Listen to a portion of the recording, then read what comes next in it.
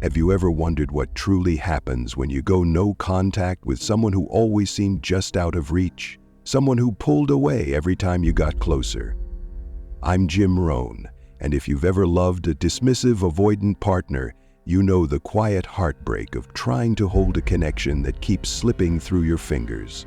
One minute they're affectionate, the next they're cold and distant, and you're left questioning whether you did something wrong, whether you were simply too much. Here's a surprising truth.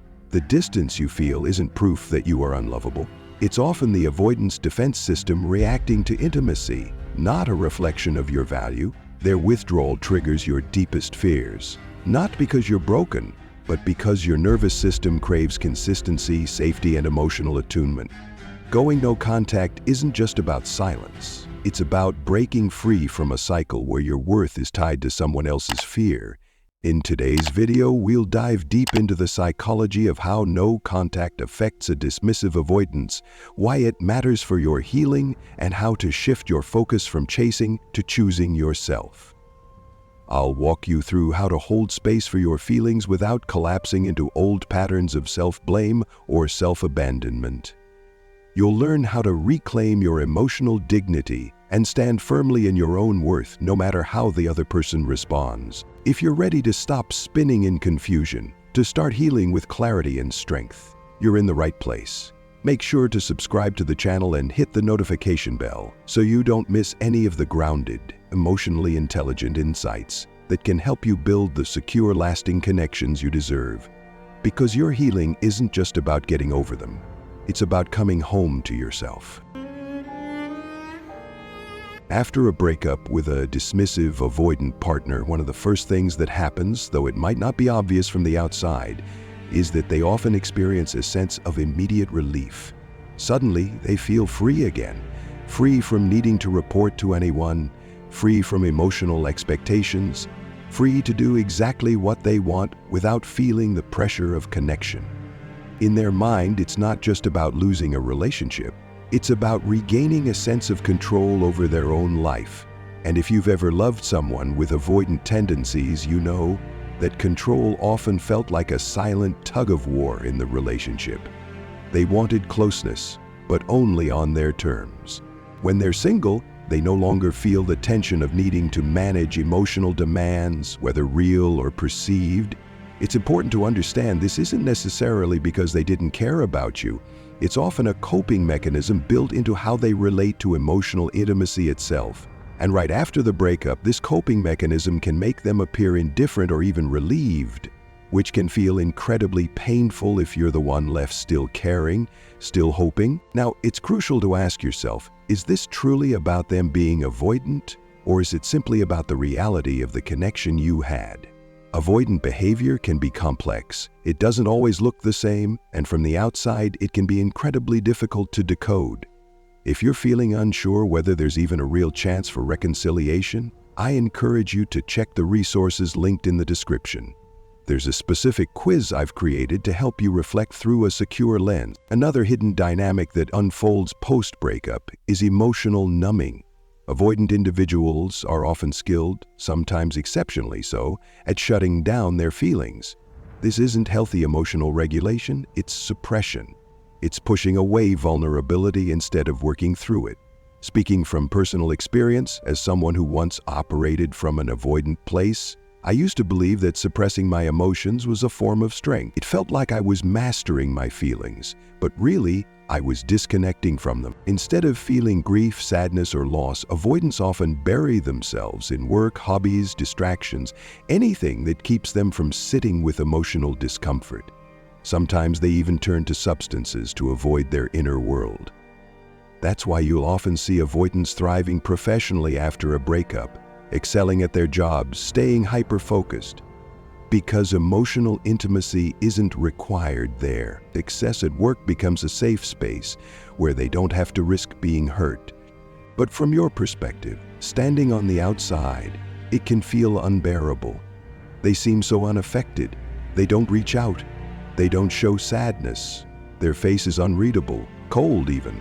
And as someone who values emotional connection, watching that flatness can feel like a second rejection. It can make you question everything. Did they ever really care? Was any of it real? If you're not careful, this can lead you back into trying harder to wake them up, trying to prove your worth, trying to crack through their walls. But a secure response, the path of true self-respect and emotional maturity, is to stop personalizing their detachment. Their inability to stay emotionally connected is not a reflection of your value. It's a reflection of how they've learned to survive closeness. Your healing isn't about making them feel differently. It's about remembering who you are and refusing to lower your standards to fit into someone else's fear of intimacy. They may not show you the emotions you long to see. They may appear fine. They may hide their inner struggles so deeply that even they can't fully access it. But none of that changes the truth. You are still worthy of a love that shows up, stays consistent, and chooses you fully, not just in moments, but every day. This is exactly why I'm walking you through these dynamics. Not to make you lose hope, but to help you stay grounded in reality while keeping your motivation intact. Healing and clarity are often just a matter of time and perspective. Let me explain why. Another hidden layer most people don't see is the subconscious distress avoidance experience after a breakup. Even if they appear fine on the outside, calm, distant, moving on, deep inside they are not immune to emotional discomfort. They often experience anxiety and sadness too. The difference is, they don't always recognize those feelings as anxiety. Instead, they might feel restless, irritable, or unsettled without fully connecting those emotions back to the breakup. And rather than face those feelings, they immediately dive into distractions, work, hobbies, new projects, anything that keeps them from sitting still long enough to feel. But over time, their mind inevitably circles back to you. They begin to reflect on the relationship, often in quiet, unspoken ways. Inside them is a constant push-pull, the craving for independence. I need my space, I need my freedom, and the equally powerful, very human need for connection. This isn't just psychological theory, it's a basic part of how we are wired. As children, we attach to our primary caregivers for safety. As adults, our romantic partners become our primary attachment figures.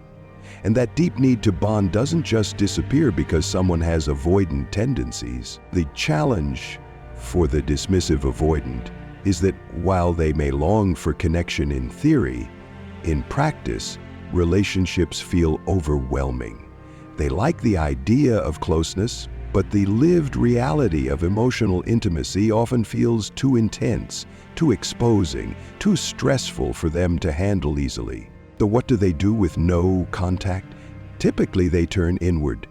They focus on self-improvement, but not necessarily emotional healing. Instead, they double down on individual achievements, their work, hobbies, goals.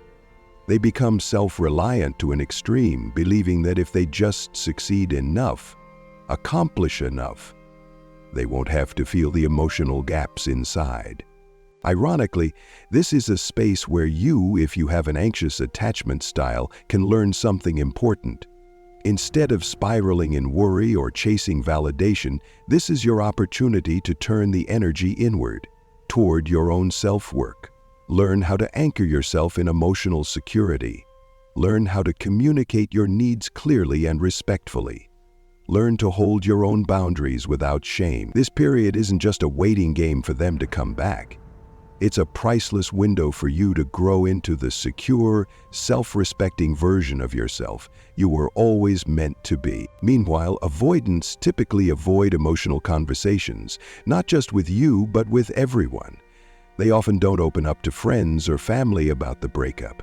They keep it locked inside, trying to move forward without addressing the real emotional fallout. That's why they may rush into shallow connections, new friendships, casual dating, anything that feels light and manageable without emotional risk. Now, I know hearing about them possibly entering a new relationship can trigger fear, but it's important to understand if they jump into something quickly, it's almost always about distraction, not depth. Especially if your relationship was meaningful, deep, and stretched them emotionally in ways they hadn't experienced before. In most cases, these rebound connections don't lead to real healing, they delay it. If your connection with them had substance, if you built something real over months of shared vulnerability, growth, and deep emotional experiences, their attachment to you doesn't just disappear because they're temporarily distracted. Surface-level interactions can only paper over loneliness for so long. Real loss, real love, takes longer to process. It's also important to understand that when someone jumps into dating or even a new relationship soon after a breakup, it's not necessarily the end of the story. Often during these rebound connections, there comes a moment where they begin to compare. Even someone with a dismissive avoidance style eventually starts reflecting. This new relationship doesn't feel the same. Maybe it's easier, maybe it's lighter, but it's not as fulfilling, not as emotionally rich. And that's when they start realizing what they had and what they've lost. So remember, seeing them date someone new isn't a death sentence for your story. In many cases, it's the very thing that triggers their deeper realization of the connection you once shared. Another layer you need to be aware of is the delayed emotional response avoidants often have after a breakup. From your side, the emotions hit immediately: sadness, anger, longing, and you naturally want to express them. You want the other person to see your pain, to understand the depth of what you're feeling. But avoidants process differently. They delay, suppress, distract. It can take them weeks, even months, to start feeling what you felt from the very beginning. And that's where the heartbreak often deepens. Because during the critical early weeks after the breakup, it feels like you and your ex are living in two completely different realities. You're drowning in emotions. They seem detached, unaffected. But trust me, if the relationship truly mattered to them, if there was real depth, the feelings eventually catch up to them. They just arrive late, on their own timeline. So what should you not do during no contact? Don't get stuck reliving the past, obsessing over what you could have said or done differently. Replaying conversations and rewriting history in your head will not bring them back, and it certainly won't bring you peace. When I work with clients, we allow space to reflect on the relationship, but we don't stay trapped there. Reflection is important, but action is what moves you forward. After a brief inventory, we shift quickly into focusing on what can be done now to create emotional safety, clarity, and healing. Another trap to avoid is monitoring their social media. I get it. When you're cut off from updates, the urge to peek can feel overwhelming. You want clues, signs, proof that they miss you, that they're struggling without you. But social media is a highlight reel, not a mirror of someone's inner world. What you see is curated, chosen carefully to project a certain image, often one of happiness, control, or moving on. It tells you nothing about the actual emotional reality they're living through. Scrolling through their posts, analyzing every story or picture only fuels your anxiety. It pulls you out of your own healing process and throws you back into old patterns of chasing answers, chasing validation, chasing closure from someone who isn't ready or willing to provide it. If you want to honor your self-worth and emotional boundaries, the strongest thing you can do is stay focused on your lane, your growth, your emotional clarity, your future. Because healing doesn't happen by staring at someone else's life. It happens when you choose every day to rebuild your own. Another major trap to avoid is believing that reconnecting with your ex is the only way you'll feel better. It's easy to think, if I could just talk to them again, if we could just get back together, the pain would stop. But it doesn't work that way. The pain you're feeling now, the shock, the disappointment, the unfinished story in your mind, is something you must face and heal within yourself. Getting back together won't automatically erase your insecurity. It won't fix the parts of you that are still hurting. In fact, sometimes the pain is there to guide you, to wake you up to the parts of yourself that still need strengthening, to push you to design the kind of life and relationship you truly deserve. At the end of the day, your happiness is not their responsibility. It never was. It's yours. And while that truth might feel heavy right now, it's also powerful.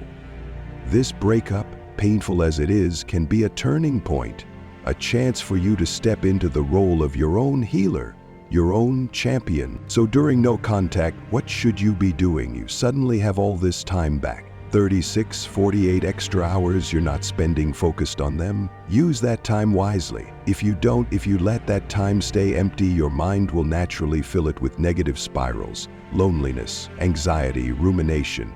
But if you stay intentional, setting daily and weekly goals, creating small projects, staying active, you'll start to rebuild a sense of momentum and purpose. You'll realize you are capable of so much more than just surviving heartbreak. You are capable of thriving beyond it.